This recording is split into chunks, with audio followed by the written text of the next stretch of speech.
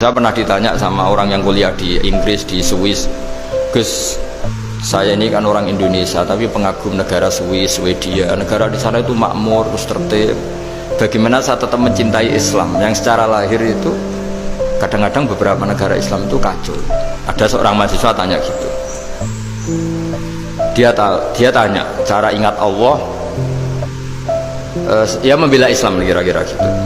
Terus saya berita, tak kasih tahu dia. Ketika Anda muji negara-negara itu makmur, sejahtera, itu sebetulnya tetap utang jasa terbesar itu sama Tuhan. Pejabat bisa apa ketika Allah misalnya nggak bikin air? Negara bisa apa misalnya ketika Allah itu nggak bikin oksigen? Tetap semua ketertiban itu karena kehendak Allah. Berarti utang jasa kamu di negara manapun tetap sama Allah, bukan pada yang lain. Bahwa ada hukum sosial manusia, oke lah, kedua, ketiga, dia harus terima kasih. Hanya dia sadar. Nah, masalahnya kita ketika di negara yang makmur gitu, pikiran kita, oh, presidennya hebat, menterinya hebat, tata sosialnya hebat. Oke, nggak apa-apa, muji manusia itu nggak apa-apa. Tapi tetap itu semua di bawah muji Allah Subhanahu wa Ta'ala. Ada air begini ciptaan Allah, ada oksigen sehat ciptaannya Allah. Sehingga muji pertama itu kepada apa artinya kehebatan manusia ketika ada gempa besar, ada likuifaksi, ada macam-macam.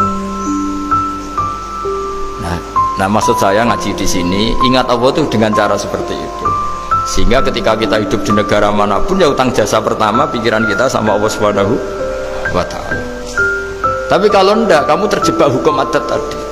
Di mana-mana ayam itu yang mengeluarkan telur, telur mengeluarkan ayam, nggak bisa batu ini mengeluarkan ayam. Keliru kamu.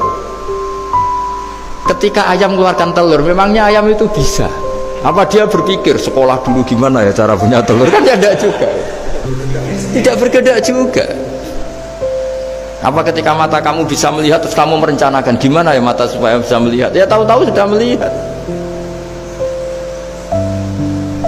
Di sini disebut afa'ayina bil khalqil awwal ansa'aha awalan marrah wa huwa alladhi yabda'ul khalqa tsumma yu'iduhu wa huwa ahwanu alaih. Allah selalu mengingatkan.